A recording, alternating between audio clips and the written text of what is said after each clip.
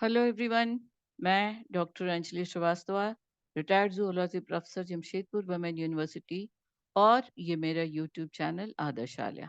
आज हम देख रहे हैं रिसर्च मेथोडोलॉजी की सीरीज का पार्ट 3। इसके पहले हम 2 पार्ट में देख चुके हैं रिसर्च मेथोडोलॉजी।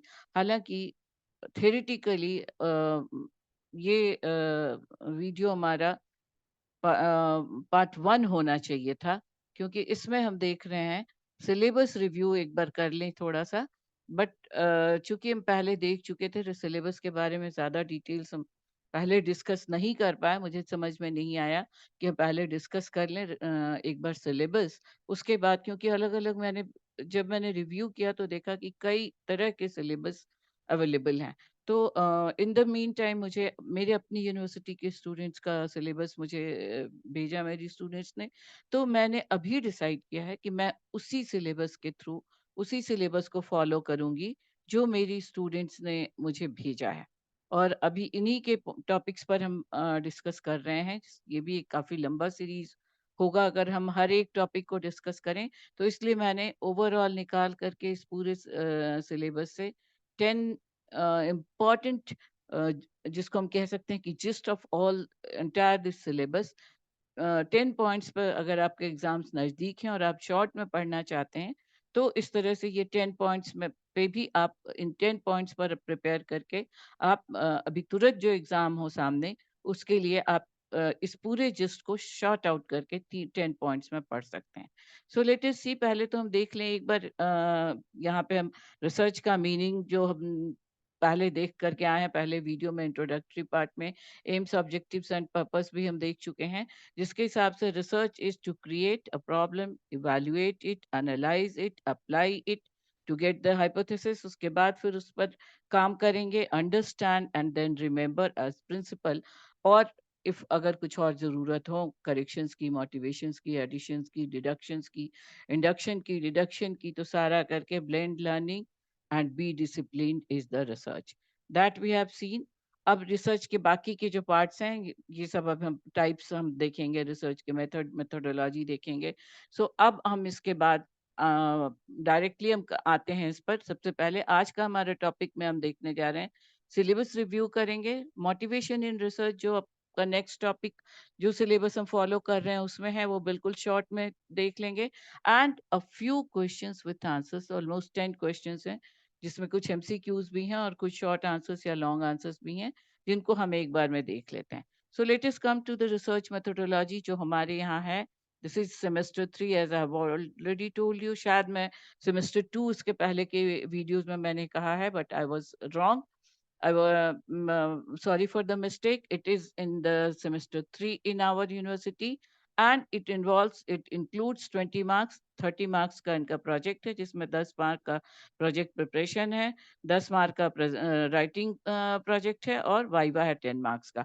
तो इस पे हम सबसे लास्ट में डिस्कस करेंगे। अब हम यूनिट 1 में 5 चैप्टर्स हैं, टॉप या टॉपिक्स आप कह सकते हैं, जिसमें हम क्या क्या देख चुके हैं। The first topic is the introduction, then second is research formulation and including a number of topics is formulation में आ जाएंगे। research, third is research designing, fourth is data collection and analysis, and fifth is research reporting। In 5 steps में research को complete किया जाता है, जिसके अंदर बहुत सारे सब टॉपिक्स हैं, जिसमें हमने देख लिया है, इंट्रोडक्शन टू रिसर्च देख लिया, मीनिंग देख लिया, कैरेक्टरिस्टिक देख लिया, ऑब्जेक्टिव्स देख लिया, इम्पोर्टेंस ऑफ रिसर्च देख लिया। आज हम मोटिवेशन ऑफ रिसर्च देखने जा रहे हैं इसी चैप्टर में, and then we will go for other chapters, other parts, research method versus methodology, then research types, methods of research, descriptive, analytical, applied, fundamental, qualitative, conceptual versus empirical। तो ये जो facts हैं, अब नेक्स्ट वीडियो इसके बाद जो हम देखेंगे, इसके पहले कि हम रिसर्च मेथड वर्सेस मेथोडोलॉजी पे जाएं, एक और जनरलाइज्ड वीडियो है मेरा, जिसमें हम बेसिक 10 और 11 कॉन्सेप्ट्स, बेसिक जो टर्मिनोलॉजीज हैं जो यूज होते हैं, जिसको आपको समझना बहुत जरूरी है आगे के रिसर्च के टॉपिक्स को समझने के लिए। तो नेक्स्ट वीडियो मेरा terminologies in the used in the basic concepts और terminologies used for the research methodology, वो हम देखेंगे। सो जैसा मैंने आपको बताया कि ये 5 important टॉपिक्स हैं या चैप्टर्स हैं जिनमें रिसर्च आपको पढ़ना है। इनके सब टॉपिक्स या सब पॉइंट्स बहुत सारे हैं, वो हम एक बाय वन करेंगे। अगर आप एग्जामिनेशंस आपके इमीडिएट सर पे हैं, अगर आपको चाहिए तो आप कमेंट बताइए, तो हम इन 10 पॉइंट्स पर भी इस पूरे टॉपिक को कंसाइज़ कर सकते हैं, कन्फाइन कर सकते हैं, या आप खुद से जब तैयारी कीजिए एग्जामिनेशंस, अगर मार्च, क्योंकि मार्च हाफ मार्च बीत चुका है, तो this is the month of the general examinations. अभी चूँकि पिछले 2 साल में कोविड की वजह से थोड़ा सेशंस आगे पीछे हो गए हैं, तो हमारे यहाँ अभी फाइनल सेमेस्टर एंड एग्जामिनेशंस होने वाले हैं। तो उस हिसाब से उसके अलावा जो नेट के एग्जामिनेशंस का भी टाइमिंग है, यूजीसी के कुछ और कॉम्पिटिटिव एग्जामिनेशंस की टाइमिंग है, तो उस हिसाब से रिसर्च मेथोडोलॉजी को अगर आपको ज़िप करके पढ़ना है, तो आप इन 10 हेडिंग्स के अंदर पढ़ सकते हैं। First is the research, meaning, definition, purpose, aim, objectives and importance, जो हम कर चुके हैं। Then units of research analysis, इसमें यूनिट्स में हम अभी आपको इसके नेक्स्ट वीडियो में हम लोग देखेंगे बेसिक्स और terminology that we are going to see in the next video. Then research process, that is also a very important point. Research process भी मैं एक छोटा वीडियो करके बता दूंगी। फिर रिसर्च मेथड्स वर्सेज मेथोडोलॉजी इसके बाद आएगा। इट इज एंड और वर्सेज, सिलेबस में यहाँ वर्सेज है, तो हम ऐसे ही पढ़ेंगे। देन सैम्पलिंग डिजाइनिंग और research designing, methods of data collection, measurement scales, computerised data analysis, questionnaire designing, and then report preparation and writing. ये 5 चैप्टर्स को, इसमें सब टॉपिक्स अगर एक-एक आप देखिए तो बहुत लेंदी हो जाएगा। इनको अगर आपको समराइज़ करके पढ़ना हो तो इन 10 हेडिंग्स के अंदर आप पढ़ सकते हैं। अभी हम रिसर्च प्रोसेसेस के बाद हम देखेंगे बेसिक्स और terminologies, then research process and then research methods and methodologies. अगर आपको ये प्रोसेस फॉलो करना सही लग रहा है, सो राइट डाउन। तो मैं पहले यही इन्हीं 10 को खत्म करके उसके बाद फिर मेन पॉइंट वाइज़ टॉपिक्स पे आऊँगी। अदरवाइज़ मैं एक-एक टॉपिक को ही लेकर के बढ़ रही हूँ। So this is the syllabus review. In short, हम इससे ज़्यादा सिलेबस पर टाइम नहीं देंगे। Our next topic is motivation in research. Research के लिए मोटिवेशन क्या है? तो मोटिवेशन, सबसे पहले तो ये जाने कि मोटिवेशन क्या है? It is an internal process. Motivation मतलब उत्प्रेरणा। क्यों कैसे मोटिवेट हो हम? रिसर्च के सेंस में इंटरनल कोई भी मोटिवेशन हो, वो इंटरनली आपको मोटिवेट होना चाहिए।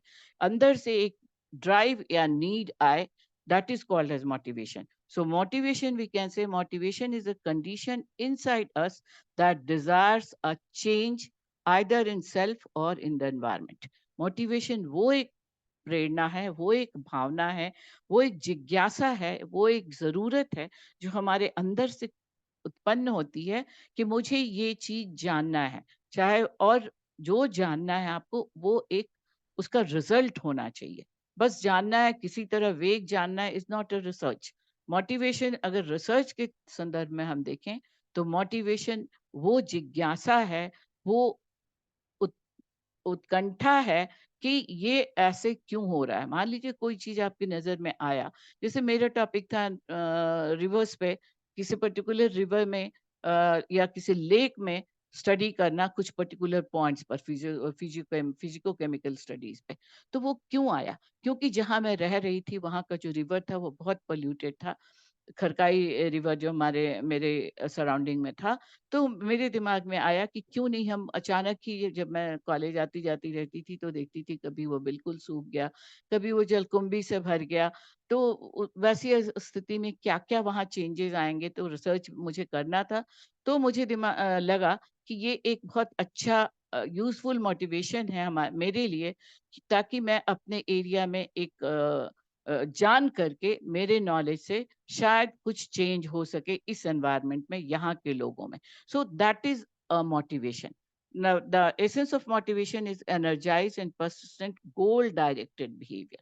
ये मोटिवेशन का डेफिनेशन दिया हुआ है बाय रीव इन 2015। तो मोटिवेशन वर्ड में तो आप यहाँ से पढ़ ले सकते हैं, बट मोटिवेशन है क्या, ये मैंने आपको समझाने की कोशिश की है। दैट इज उत्प्रेरणा कहाँ से मिली? कहाँ से आप में उत्कंठा जगी? और वो उत्कंठा जब आपने उसको सैटिस्फाई करने की कोशिश की, तो रिसर्च के सेंस में मोटिवेशन तभी होगा, जब उससे आप एक फ्रूटफुल रिज़ल्ट ऑब्टेन करें या कुछ चेंज करें उस सराउंडिंग में जहाँ पे आपने काम किया है, जहाँ आप मोटिवेट हुए हैं काम करने के लिए, उस सराउंडिंग में, उस एनवायरनमेंट में कोई चेंज आ सके। So what makes motivate people to undertake research, makes और मोटिवेट, क्या-क्या पॉइंट्स हो सकते हैं जो आपके मोटिवेशन की वजह हो सकते हैं रिसर्च के लिए स्पेशली? फॉर द बेसिकली हम रिसर्च मेथोडोलॉजी से कंसर्न है, तो रिसर्च के बारे में बात करें। The there are a number of reasons, आप उसको कुछ कम 1 2 3 4 5 मैंने कुछ पॉइंट कहीं से मुझे मिले हैं, तो डेफिनिटली आई एक्सेप्ट कि ये पॉइंट मैंने कहीं से लेके आपको दे दिए हैं। बट ये देने का मतलब ये नहीं है कि अब बस यही 5 पॉइंट्स होते हैं। सब जैसा मैंने आपको पहले बताया, एक मोटिवेशन होना ज़रूरी है। ऑफ़ कोर्स कभी कहीं-कहीं पर आपकी जब सर्विस में है, करियर में है, तो वो कंपल्शन की तरह भी हो सकता है। So it is not only that कि आपको it sometimes it is compelled, you are compelled also to do research. जहाँ जिस करियर में आप हैं, जैसे आप प्रोफ़ेसर्स हैं, कॉलेज टीचिंग में हैं, कॉलेज टीचिंग में आने के पहले ही आपको सबसे पहले एक पीएचडी की डिग्री लेनी चाहिए। तो इस तरह से जो मोटिवेशंस, जैसे अगर मैं अपना एग्जांपल लेके बताऊं, मैंने अराउंड 59 इयर्स में अपना रिसर्च कंप्लीट किया, क्योंकि इसके पहले बहुत बार मैंने सोचा तो था, पर वो मोटिवेशन नहीं आया due to number of reasons, हम कह सकते हैं। कहने को ये भी सही है कि ये सारी बातें स्केप भी मानी जा सकती हैं। कीन डिजायरनेस जब तक नहीं आएगा, तब तक ट्रू सेंस में आप रिसर्च नहीं कर सकते हैं। तो अगर इनको हम शब्दों में या पॉइंट्स में बांट दें, तो first is desire to get a research degree along with its consequential benefits। एक रिसर्च की डिग्री आपको मान डॉक्टरेट की डिग्री, जो सबसे ज़्यादा रिस्पेक्टेबल डिग्री मानी जाती है, क्वालिफ़िकेशन माना जाता है, वो हासिल करना है। जैसा मैं अपना एग्ज़ाम्पल बता रही थी, 59 इयर्स में मुझे जो-जो मिलना था मेरे करियर में, जब हम जिस समय में हमारा अपॉइंटमेंट हुआ था, तब इतना ज़्यादा रिसर्च संभव नहीं हो पाता था, बहुत सारे रीज़न से। तो जो मुझे करियर में सर्विस वाइज़ जो मिलना था, मिल चुका था। बट एक मेरे अंदर, मैं जैसे कहते हैं ना कि अंतरात्मा में एक भूख थी कि जब मैं एजुकेशन लाइन में हूँ और मैंने पीएचडी की डिग्री हासिल नहीं की, जो भी रीज़न हो, उसको हम स्केप ही कहेंगे क्योंकि हम नहीं कर पाए। मेरी परिस्थितियों में बहुत सारे लोगों ने रिसर्च किया, डिग्री हासिल की। एनीवे, मैं जब मोटिवेट हुई, तब मुझे भले ही उस रिसर्च की डिग्री से अलग से कुछ ख़ास मिलना नहीं था, बट मेरा इंटरनल सैटिस्फैक्शन के लिए मुझे मैं वो मोटिवेट हुई कि अब मैं, अभी अगर है तो अभी ही सही, बट मुझे ये डिग्री लेनी है। और that was a internal drive, that is very must for the कोई भी काम करने के लिए, किसी भी चीज़ के लिए, जैसे रिसर्च के सेंस में, research is a very tedious job, बहुत आसान काम नहीं है, बहुत ज़्यादा इसमें एक टाइम फ्रेम में आपको बहुत लग के काम करना पड़ता है। पहले, जैसा हम पहले ही देख चुके हैं, ये सिस्टमैटिक प्लान है।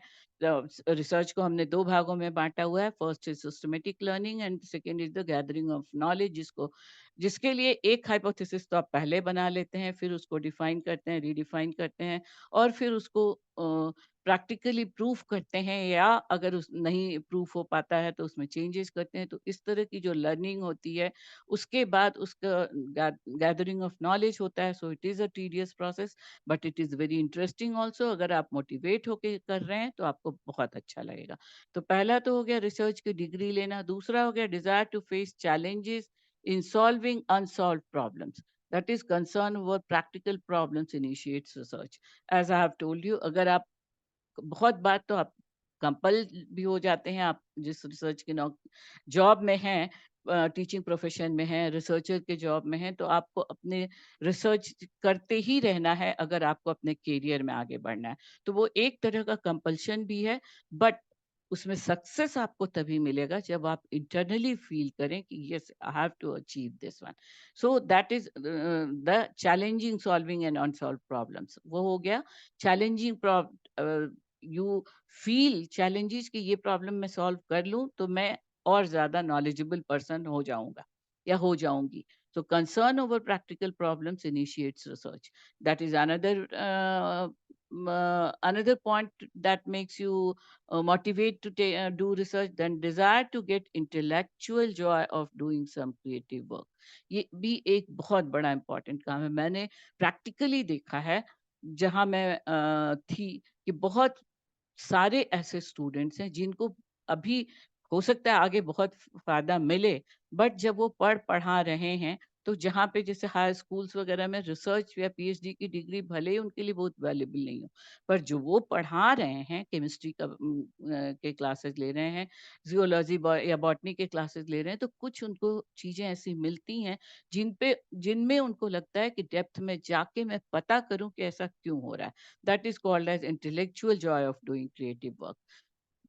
That is irrespective of benefits or in the career, in the salary, they are motivated to do those works. So that is another reason for the motivation. Then desire to be of service to society. That is the, ये करीब करीब third fourth मिलता जुलता ही point हो गया कि आप society की सर्विस के लिए करना चाहें, अपने इंटरनल जिज्ञासा को, उत्कंठा को पूरा करने के लिए करना चाहें, and then desire to get respectability. That is PhD की डिग्री एक बहुत रिस्पेक्टेबल डिग्री होती है। And this is not an exhaustive list. अब बस यही रीजन, 4-5 रीजन नहीं है, बहुत सारे फैक्टर्स हो सकते हैं, लाइक डायरेक्टिव्स ऑफ गवर्नमेंट, जैसे बहुत सारे जॉब में, जैसे मैं बता रही हूँ अपने जॉब में, अब हम लोग उस समय चूंकि एमएससी ही मुश्किल से मिलते थे, तो हमें जॉब डायरेक्टली कमीशन मिल गया। बट अब तो आप लेक्चरशिप के लिए एलिजिबल ही नहीं है अगर आपने नेट क्वालिफाई नहीं किया है और आपके पास पीएचडी की डिग्री नहीं है। तो वो डायरेक्टिव ऑफ गवर्नमेंट हो गया, एम्प्लॉयमेंट कंडीशंस हो गए। अगर आपने ज्वाइन कर भी लिया है, तो हमारे बाद बहुत सारे लोग ऐसे आए हैं जिनको इन शर्तों पे लेक्चरशिप दिया गया है कि अपॉइंटमेंट के 5 साल के अंदर आपको पीएचडी कर लेना है, नहीं तो आपके इंक्रीमेंट सीज हो जाएंगे। तो ये एक कंपल्शन भी हो गया, तो एम्प्लॉयमेंट कंडीशन हो गया। देन क्यूरिसिटी, ये तो हमेशा हम देख रहे हैं कि अगर आपके अंदर बहुत ज़्यादा जिज्ञासा है, जानने की उत्कंठा है, प्रेरणा है, तो फिर रिसर्च का movement, desire to understand casual relationships, social thinking and awakening and the like. कुछ चीज़ें आपको बहुत पसंद हैं, कुछ सोशल सोसाइटीज़ में कुछ चीज़ें आपको लग रही हैं जो आपको जानने के लिए बहुत आप में जिज्ञासा उत्पन्न हो रही है। So these are all factors that motivate you to do research. And then last but not the least, what is motivation research. ये एक नया ब्रांच अब डेवलप हो रहा है। Motivation research is a form of consumer research. ये एक branch हो गया है रिसर्च का, अब एक पार्ट हो गया है रिसर्च का, motivation research, which has gained ground over the recent years. जो अभी रिसेंट टाइम में ये अब बहुत तेजी से पिकअप कर रहा है, ये पार्ट, ये motivation research aspect. This is the currently popular term used to describe application of psychiatric and psychological techniques to obtain better understanding of why people respond as they do to the products, ads and various other marketing questions. अब यहाँ पे science में research के लिए marketing questions, ads, ये सब कितना meaningful है या उनके ऑल्टरनेटिव्स में हो जाएंगे, बट मोटिवेशन रिसर्च के लिए ये पॉइंट्स आप, प्रोडक्ट मतलब आप साइंस के रिसर्च में वो आपके हाइपोथेसिस हो गई, जिनको आपने प्रिंसिपल के रूप में स्टैब्लिश किया, उनसे समाज को क्या फायदा हुआ। समाज को फायदा होगा तो डेफिनेटली आप उसको पेटेंट करने की तरफ बढ़ेंगे, आप उसको पॉपुलराइज करने की तरफ बढ़ेंगे उसको। तो that is form of aids, जो कि बिजनेस के कंसर्न में एड्स आ जाता है। But science research is also a type of making it popular. And then various other marketing situations. Marketing situations are in case of respect of laboratory or science research. This is how much you are making popular to your findings, और society को कहाँ कितना आप पहुंचा पा रहे हैं. So this is the motivation. I think motivation and motivation in research and motivation research आपको काफी clear हुआ होगा. Then these are a few questions. Research is the working in a scientific way. Two, the essential qualities of researcher are a research process. इसमें observation, इसमें आपको MCQs दिए हुए हैं, आपको सिलेक्शन के लिए ऑप्शंस दिए हुए हैं और आंसर्स यहाँ पे दिया हुआ है। A research process starts with hypothesis. The essential qualities of researcher are, ये सब है, spirit of free inquiry, reliance of on observation, reliance on evidences, and all of above. And then the first is the research is, it is the working in a scientific way too. Then ये 5, 6, 7, 8 तो हम जो पूरा chapter हमने इस पर देख लिया है उसमें आ जाएगा. What is research we have seen, what is research methodology we have seen, research objectives seen, research aim we have seen, and now these are certain descriptive questions. Main role of research in education, research का education में क्या role है? A short explanation is given here. Educational research can be defined as an assurance for reviewing and improving educational practices. Then which of features are considered as critical in qualitative research? Collecting data with bottom up empirical evidence. इसमें थोड़ा explanation मैंने इसलिए दे दिया है कि अभी हम लोग यहाँ तक पहुंचे नहीं हैं, बट ये भी रिसर्च का qualitative research we have seen, inductive research and deductive research. तो टाइप्स ऑफ रिसर्च जब हम देखेंगे तो इसका डिटेल्स देखेंगे. In order to pursue the research, which of the following is priorly required? Developing a research design, formulating research question, deciding about data analysis, and formulating a research hypothesis. जिसमें आपका correct answer है formulating a research question. And this formulative research we have already seen जब हम इसके पहले objectives देख रहे थे तो. और explanation is that before starting research it is necessary to have a research question or problem. सबसे पहले आपके पास होना चाहिए to or a topic, because once the problem is identified then we can decide the research design. So with this is these are a few questions with answers. वैसे इस तरह के question answers अगर आपको यूजफुल लगते हैं तो आप मुझे बताएं चैट बॉक्स में, तो मैं अपने हर वीडियो के अंत में कुछ क्वेश्चंस विथ आंसर्स देने की कोशिश करूंगी. So with this I hope ये आज का टॉपिक आपको क्लियर होगा. So do like, share and subscribe my channel. Press the bell icon to get the notifications of upcoming videos. और एक चीज और मैं रिक्वेस्ट करूंगी, अगर आप ईयरफोन यूज करते हैं या हेडफोन यूज करते हैं तो और क्लियर ऑडिबिलिटी होगी वीडियोस की, as I have experienced. So thank you.